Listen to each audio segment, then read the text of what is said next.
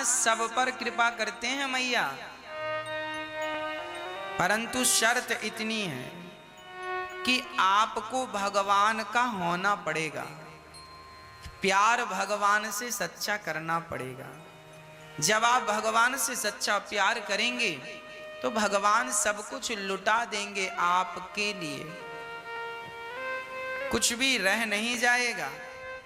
हाँ जी, इसलिए भगवान से सच्चा प्रेम कीजिए बस। भगवान की पूजा खर्चे से नहीं करना है आपको।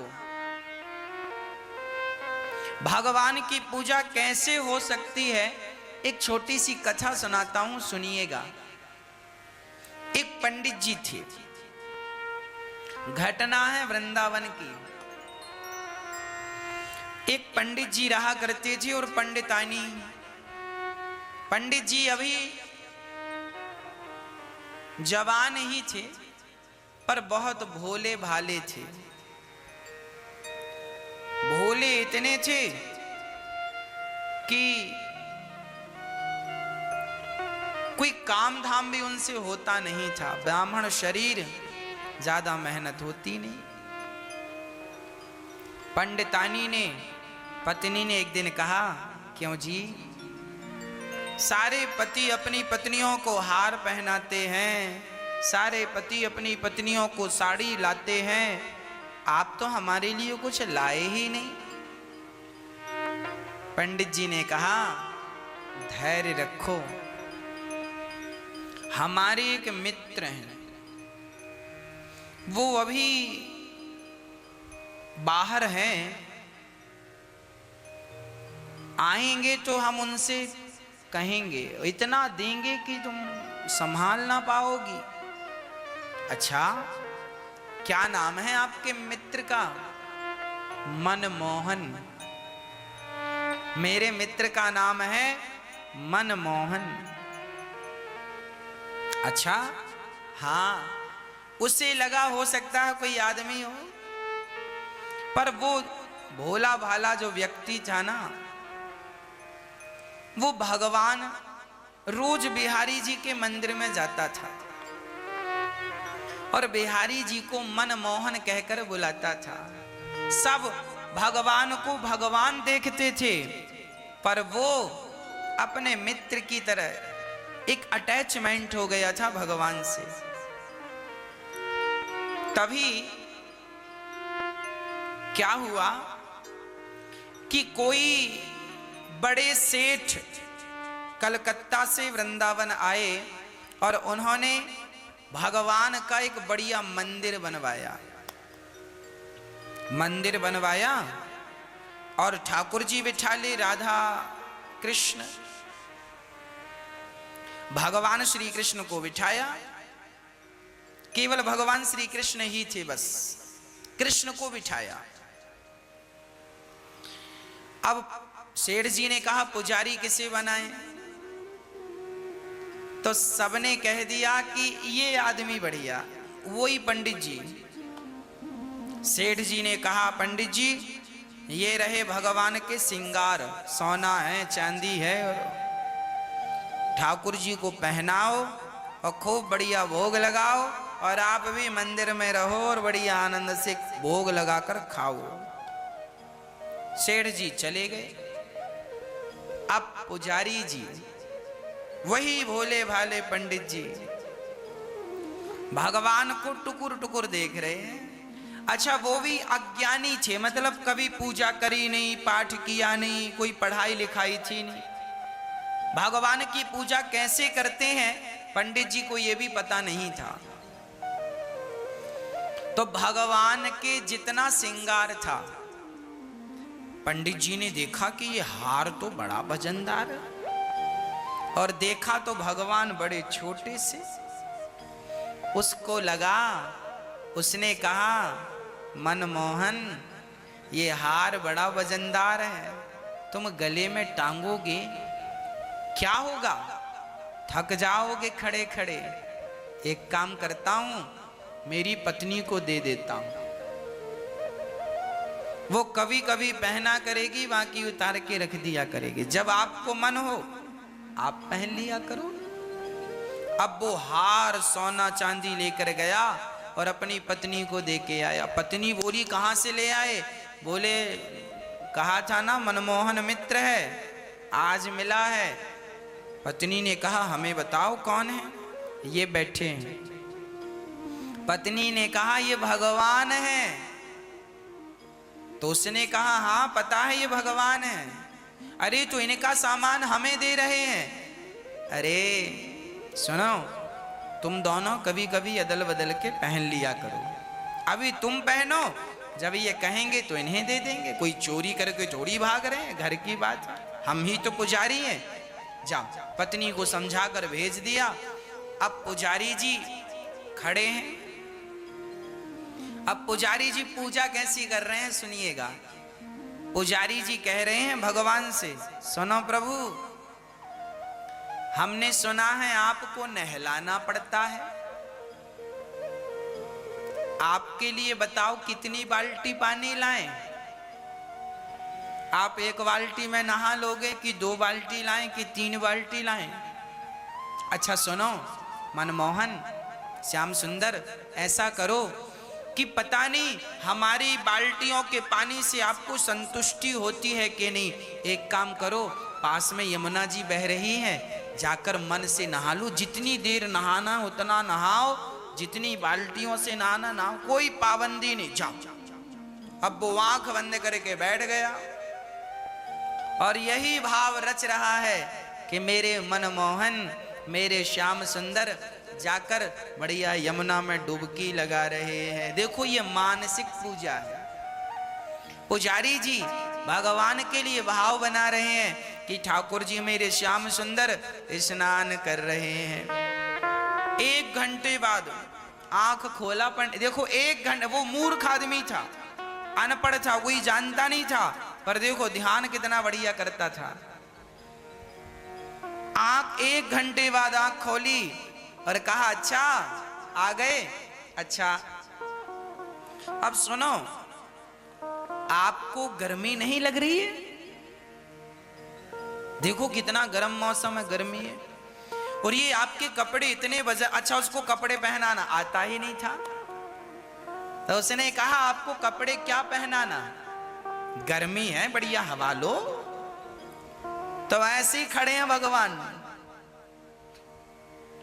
निर्वस्त्र खड़े, और वो कह रहा है ये वजनदार है कपड़े, ये पहनोगे बहुत गर्मी लगेगी, हम पहने हैं। उसने भी अपना कुर्ता उर्ता उतार दिया, देखो हम ही नहीं पहने, हमें गर्मी लग रही हो, तुम्हें गर्मी नहीं लगेगी, तुम भी ऐसी रहो हमारी तरह।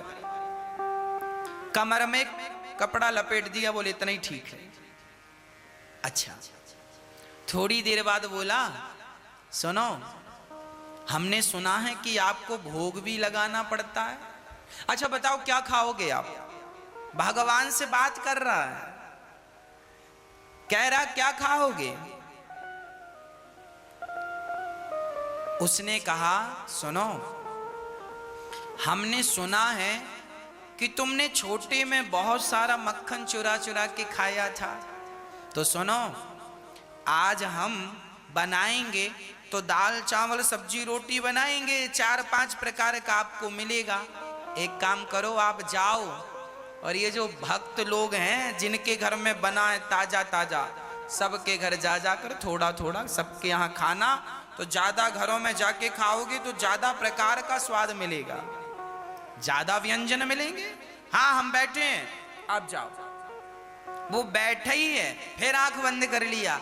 अब वो भाव बना रहा कि भगवान गए और फलाने के घर कढ़ी बनी तो कढ़ी चावल खा रहे हैं श्याम सुंदर, तो किसी के घर में राजमा चावल बना तो ठाकुर जी राजमा चावल खा रहे हैं, तो किसी के घर में दाल चावल है तो ठाकुर जी दाल चावल खा रहे हैं, तो किसी के घर में बढ़िया देसी घी की पूड़ियाँ निकल रही हैं और भगवान पूड़ियों का स्वाद ले रहे हैं, किसी के घर दही, बढ़िया दही, ताजा ताजा दही, ठाकुर जी किसी के घर दही पी रहे, किसी के घर मक्खन। वो ऐसा भाव बना रहा है। और थोड़ी देर बाद जब भगवान खा गए, खा लिए, उसने आंख खोली, उसने कहा प्रभु भोजन हो गया?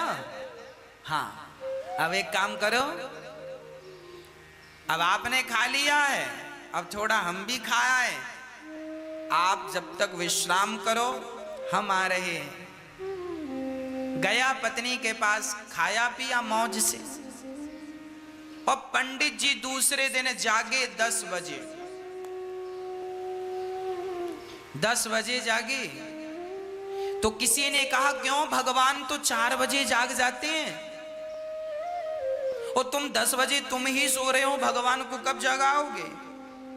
उसने कहा तुम्हें पता नहीं है, भगवान रात को रास रचाते हैं गोपियों के साथ, लेट सोते हैं और सवेरे 4 बजे जगा के क्या करना, सोने दो। 10 बजे गया नहा धोकर भगवान के पास, प्रभु हम जल्दी इसलिए नहीं आए क्योंकि आप रास रचाने में लेट हो जाते हो, और लेट होते हो ना तो आपकी नींद भी लेट, हम जल्दी से जगा कर आपको क्या करना, अपना ही सब कुछ है, क्या कहीं जाना थोड़ी है, कोई हमारी नौकरी चाकरी थोड़ी है कि समय से ऑफिस में जाना है।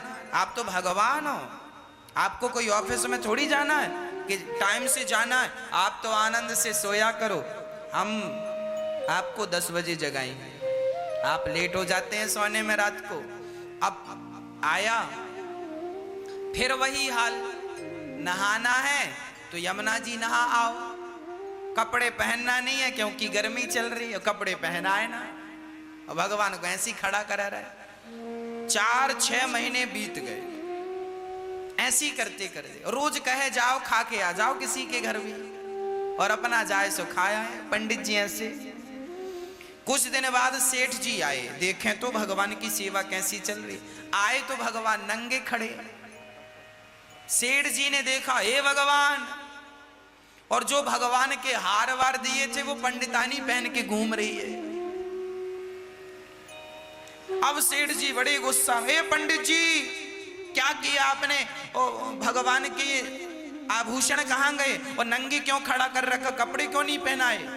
पुजारी जी ने कहा, सेठ जी गर्मी चल रही, आपने भी कुर्ता पतला पहना, और भगवान कितने मोटे मोटे कपड़े हैं, आपने कोई पतले कपड़े तो दिए नहीं, ये मोटे कपड़े पहनाएंगे पसीने में डूब जाएंगे, अभी बोलेंगे उतार दो, हमने पहनाए ही नहीं जब उतार नहीं है तो।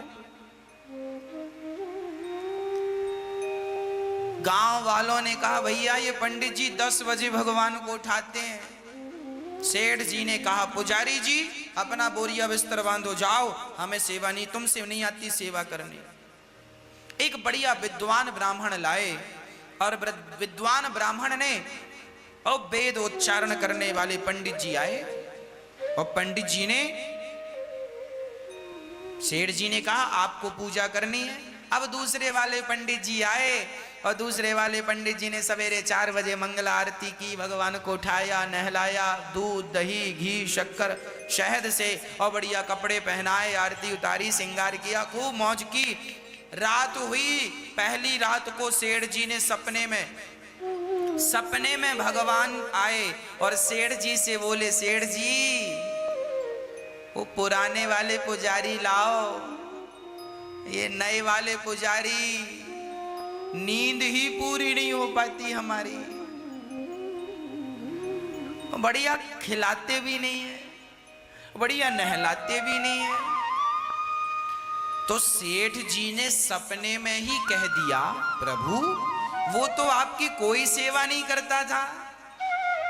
भगवान बोले वही सेवा करता था, वो भी स्वतंत्र था, मैं भी स्वतंत्र था, जितना मन करता था खाता था, जहां मन करता जाता था। इन्होंने तो बांध के रखा, सवेरे 4 बजे जागो, और वो कहता था कि रास रचाए हो थोड़ा आराम कर लो, वो मेरी फिक्र करता, ये सवेरे 4 बजे आ जाते, घंटी हिलाते। अब सेठ जी को लगा जब भगवान कोई मंजूर है, सवेरे पंडित जी को बुलाया, नए पंडित जी को हाथ जोड़कर कहा, पंडित जी आप जाओ, वो पुराने पंडित जी करेंगे पूजा। पुराने पंडित जी को बुलाया, उनको सेवा सौंपी, बोले आप सेवा करना, भगवान अब तुम्हारी सेवा के आदी हो गए हैं और हम सेवा भेजते रहेंगे जो बनेगा। सेठ जी चले गए, और अब वो पुजारी फिर भगवान से बात करने लगे। कल कैसे